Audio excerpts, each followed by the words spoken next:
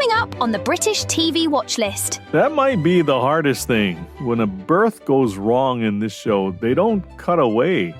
They sit with the parents. They show the midwives carrying the weight of it home. From cozy mysteries to intense police procedurals, we talk about the characters, performances, series, and episodes from your favourite British TV shows. Today, let's talk about a show that has made me cry more times than I care to count. And I'm completely fine with that. The show is Call the Midwife. It's a BBC period drama that began in 2012. I watch it on Netflix. It's based on the memoirs of Jennifer Worth. She was a real nurse and midwife who worked in London's East End in the 1950s. And from the very first episode, this show has never let me keep my emotions tucked neatly away. They always come spilling out. Here's what the show is about at its core.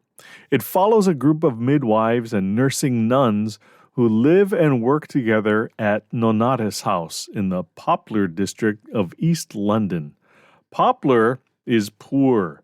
The streets are crowded, the families are large, a new life is arriving constantly. Every episode, someone is about to give birth or has just lost someone or is trying to hold a family together with fraying thread. The narrator is Vanessa Redgrave. She's the voice of the older version of Jenny Lee, one of the central characters of the show. The show is Jenny reminiscing about her time at Nonnatus House. And right from the opening lines of every episode, that voice from Vanessa Redgrave sets the emotional tone. She mourns and celebrates at the same time. It feels like sitting with someone wise at the end of a long day. And like I said in episode 8 from 2025, I got a late start on Midwife. At this point, I've only seen the first 6 seasons and I'm a couple of episodes into season 7. Those first 6 seasons cover roughly 1957 through 1962. A lot happens in those 6 years, not just in Poplar, but in the world. And the writers make sure we feel every bit of it. All right, let's brighten the mood a little bit. And you can brighten up not only your mood, but your entire household. Spruce up with some new bedding or bath goods from CozyEarth.com. They got some new limited time colors and great deals. Imagine a new set of towels in your bathroom. Plush and fresh. And when you apply our unique promo code to your purchase, you get a 21% discount when you check out. You support this podcast because we get a small commission, and your home gets a makeover. That promo code is BTVW1. BTVW1. Use it now at CozyEarth.com. Now, one of the things I admire about this show is that it doesn't flinch. It looks directly at the things most television would soften or skip altogether. Take the thalidomide storyline. Beginning in season 5, a mother named Rhoda Mullocks gives birth to a baby girl named Susan. Susan has no properly formed arms or legs. She was born that way because of a drug Rhoda had taken during pregnancy, a drug that was supposed to help her sleep. What follows over the next season and beyond is one of the most honest and heartbreaking portraits of a family trying to hold it together. The father struggles. The mother, Rhoda, fights. She looks at her daughter and says, "You're mine." She says it with everything she has. I dare you to watch that episode and not fall apart. Then there's Sister Mary Cynthia. She's perhaps the gentlest soul at Nonnatus House.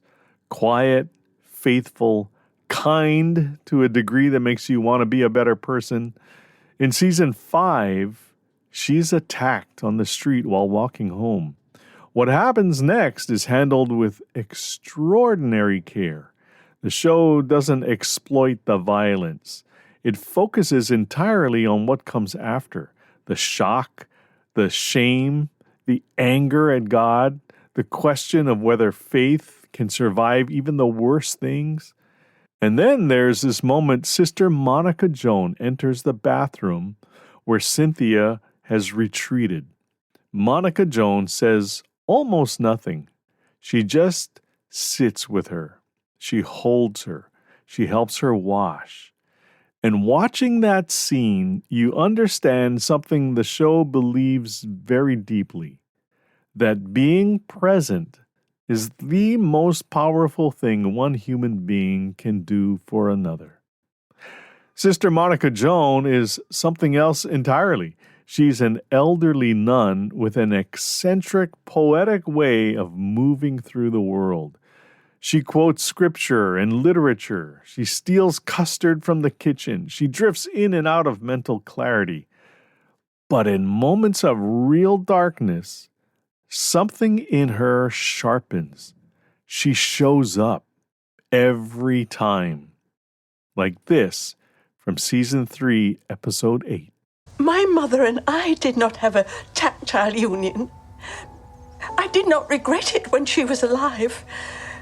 But now, I think of Keats and how he cried, "Touch has a memory.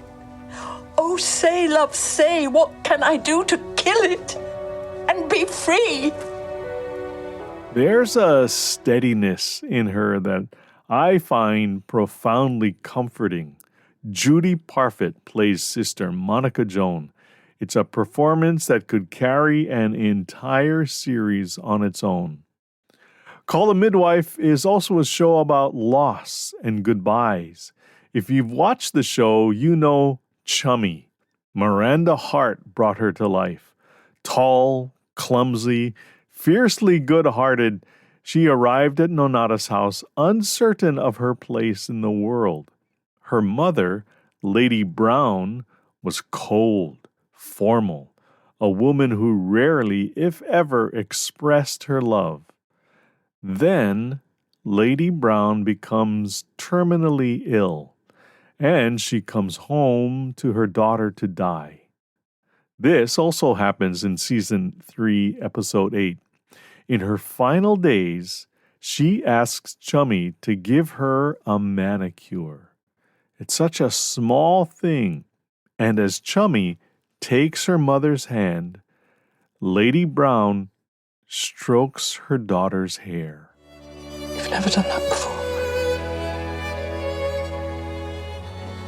Oh, I have. When you were very tiny. You can see the regret fade from Lady Brown's face, and years of pent-up frustrations from both mother and daughter disappear.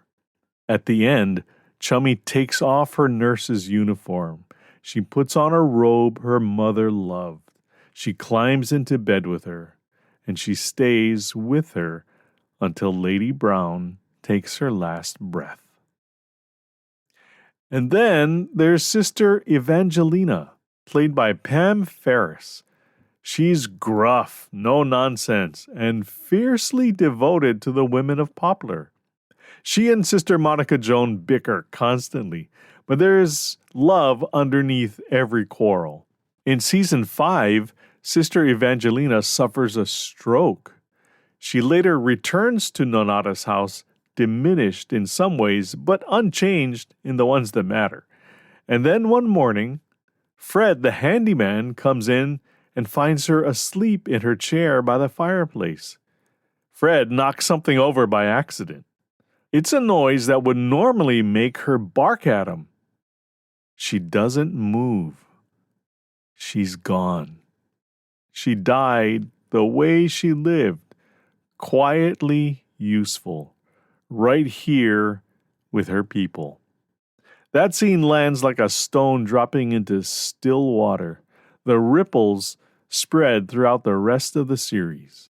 Okay, if you want to make some good ripples wherever you go, make sure you look good. Today, the golf polo has become a mini go-to statement. Some designs can be very bold, like the ones I saw on pinsandaces.com. Pins and Aces. I'd say it's like a mix of bold and classy. Even non-golfers are checking out Pins and Aces for stylish, bold, casual clothing. And right now, you can get up to 30% off when you use my promo code at pinsandaces.com. Just enter BTVW1 when you check out at pinsandaces.com. BTVW1. The show also tackles the big issues of the era without ever losing sight of the individual human beings at the center of them. Illegal abortions and the women who risk their lives having them. Tuberculosis, polio, poverty so deep it has become invisible to those who live inside it. The child migrants program, domestic violence, racial prejudice, female genital mutilation, and babies who die. That might be the hardest thing. When a birth goes wrong in this show, they don't cut away. They sit with the parents. They show the midwives carrying the weight of it home. They allow us to feel the pain. And here's what I believe about all of this. Emotional television is not a lesser category of television. It is not manipulative by definition. Call the Midwife reflects life, not the fantasy life from our fuzzy recollection, but real life, because sometimes life gets really hard. When something hard happens in Poplar, we feel it the way we would in our own lives. There's a word for this: catharsis. The Greeks knew about it. You go to the theater, you weep, you come out changed, a little more open, a little less defended. We live in a world that rewards the stiff upper lip, staying composed, keeping it together. This show suggests another way. It says, let yourself feel this. All of it. The grief, the joy, and the mess in between. New life and death arriving in the same hour, in the same street, in the same story. But what accompanies the reality of life in every episode of Call the Midwife is the overwhelming presence of hope. That is what Call the Midwife is. It's a show about the whole of human experience, set in a pocket of London, told through the hands of women who brought life into the world and held the ones who were leaving it. And yes, I'm not afraid to admit that most times I watch Call the Midwife, tears flow. Hey, before we go, I want to say hello to our listeners in Nashville, Tennessee, USA. Been there a couple of times. Great city. Wayne, New Jersey, and Selby, North Yorkshire, England. Listeners all across the U.S. and the world. And if you'd like to support this podcast, check out our Patreon site. Your monthly support allows me to create and produce this podcast. You can also support us by shopping at CozyEarth.com and PinsAndAces.com. Use our promo code BTVW1 to get as much as a 30% discount when you check out. Okay, that's it for now.